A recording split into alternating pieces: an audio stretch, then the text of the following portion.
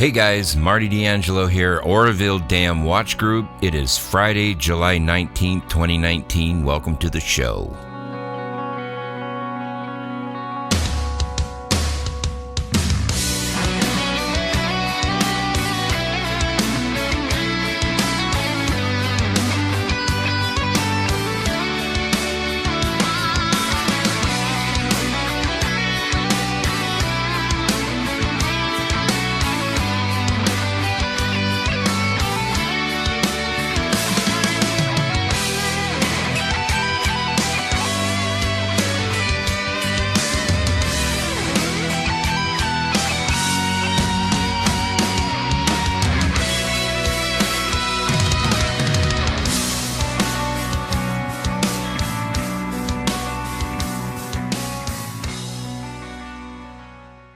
So this whole thing with the DWR ended up playing out like a poker game.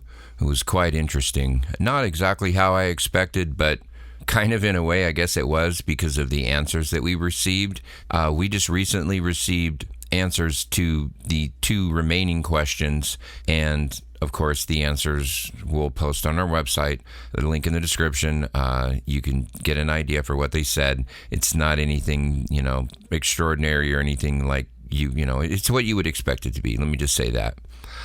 This whole thing could have played out one of several ways. One of those ways would have landed my team and myself in jail, and that wasn't an avenue that I wanted to go down, or nor did any of the partners. So we were left with having to not be able to completely reveal everything that we know about the Oroville Dam, but at the same time, the water levels are going back down, and they will be working on the gates here in the next month or two. So mission accomplished, I guess we scared him into doing the right thing. There are a lot of issues with this dam. There's no doubt about it. There's stuff that people, online haven't even delved into, the conspiracies end of how it could possibly happen. But, the people who are running the show know what's going on a certain level. The people that we talk to at the DWR are obviously lower on the totem pole,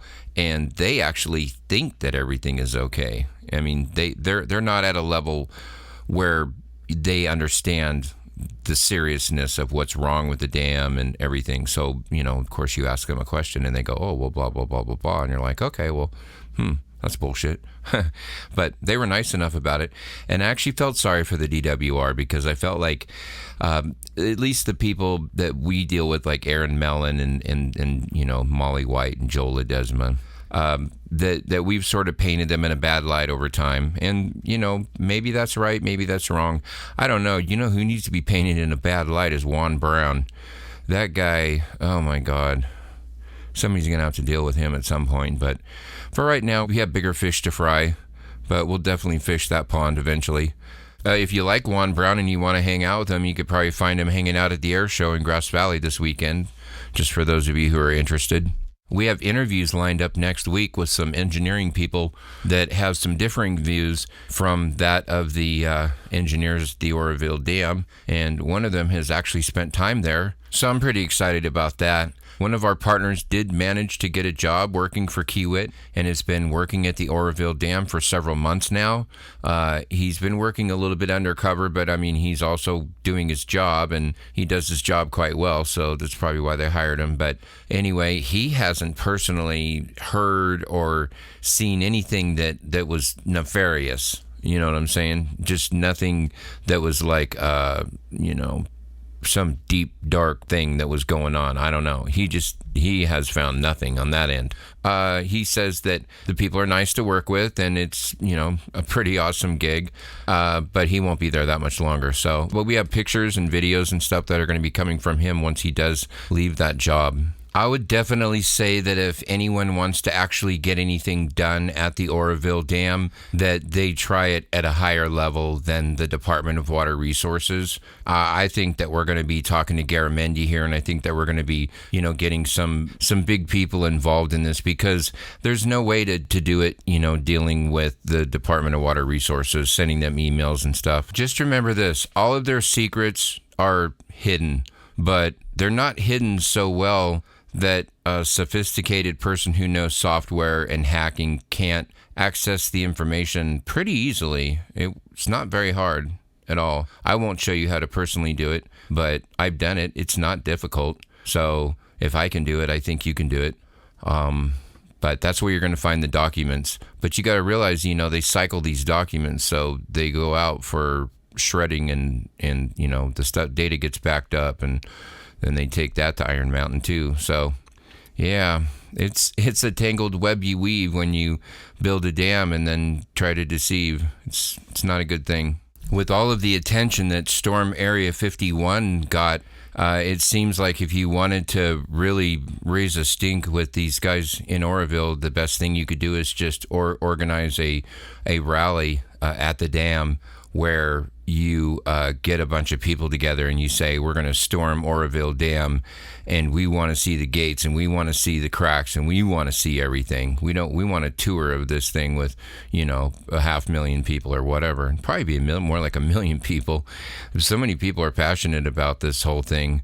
I know that we are. We've dealt with so much hate and so much stuff that, man, if these people were real, I'd beat the shit out of them. But, they're not. They're just posting crap that they copied and pasted. They don't even have enough of a soul to come up with their own information. So I certainly feel sorry for them. The only difference between an Area 51 rally and an Oroville Dam rally is that the Area 51 rally was started really as a joke, and people kind of went, hey, we should do this.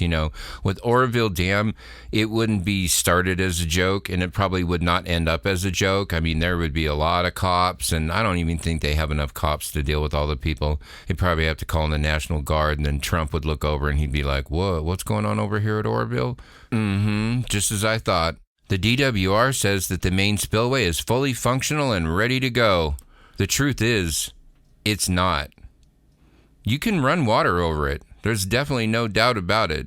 It'll pass water, but it's going to end up passing a lot more than that if they don't fix what's wrong with it. So everything you've heard about harmonic tremors and vibrations and stuff that are happening when they were running the spillway are all true. Absolutely 100% true. Will the DWR tell you that? No, absolutely not. Can you take the data and shove it in their face and say, what about this? Yes. What will they do?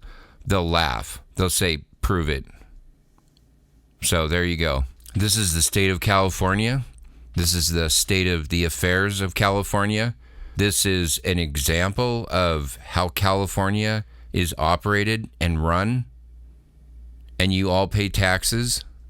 And you all have a say-so in this. If you guys want to get mad at somebody, don't get mad at me.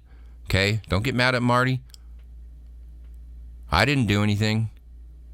All right?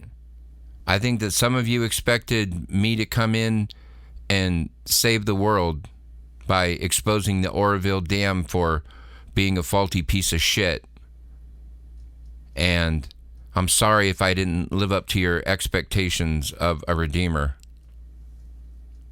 I have a family. I have businesses that I own. I have a life. I have a lot of things that are on the line here, guys. It's not cool to put me in a position to have to be the one. One of you step up. One of you step forward and say, I want to be that scapegoat. I want to release all the information. I'll give it to you. No problem. I'm not doing it. I will gladly make these videos on Friday. I'll make any other announcement videos that I need to make.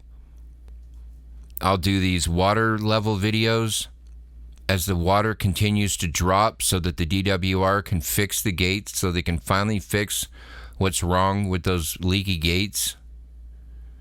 And we got to get down to 8:45 to start. We got to get down to 8:15 eventually here. So maybe we should get Les Claypool to come up and fish Oroville and do an interview with him. Ask him what he thinks of the dam. That's what I think we should do. I know that there are those of you out there who talk a big talk. And you sound really tough. But you're not. You're not helping the situation, and you're not doing anything. And you got these people who don't even live anywhere near Oroville, and they're some of the biggest shit stirrers and rabble rousers that there are, and I just don't like it. I'm trying to provide you with news and information about stuff that we know about. I think at this point we've hit a brick wall here, I know that all y'all only have a certain level of interest in this. And, when the conspiracy ends or, the data flow ends or whatever, you guys just jump off the ship like a bunch of rats. And you guys don't need to be like that. You guys can stick with us and you guys can play this out just like we're doing the poker game with the DWR. You guys can see this through and you can see what ends up happening. And I guarantee that through all of this, that God's going to be glorified, that the people are going to be saved, and that the people who are doing bad shit are going to go to jail. Okay? So that's the way that's going to go down. As far as what's going to happen to Juan Brown, who cares? I don't give a crap about Juan Brown. I do care about you guys, though, and I have the whole time, and that's why I continue to do what I do. And I'm really hoping that there's some way that we can get on some kind of common ground and somehow try to find a platform or some way that we can group together and we can kind of team up and make a plan. This haphazard stuff where one person releases all these pictures and then somebody just, posts it on an internet chat and it just gets disseminated from there. That's not teamwork. And we have actual, networking and stuff like that. So, I think we should really try to put our heads together and see what we can do. I'll call Susan Wolding and talk to her and see if there's something that she can do, because she's the most amazing person and she really loves this project, as do we. But, she has a real passion and stuff for it. So you can see it in her eyes. So that's important, guys. Don't ever lose your love or your passion. Don't ever let anybody tell you can't do what you want to do. Your dream, whatever your dream is, making model airplanes or, cutting grass. Doesn't matter, whatever it is that you want to do. Don't ever let somebody tell you that you suck at cutting grass. Maybe you do suck at cutting grass, but get better. You can always get better. I've gotten better my whole life, and this is just me getting better right in front of you guys, and you guys are getting to witness the whole thing. So anyway, I hope you guys have a really blessed weekend. Don't forget the air show in Grass Valley. Go hang out with Juan Brown, shake his hand. Yeah. All right, you guys. God bless you. Take care of one another, please.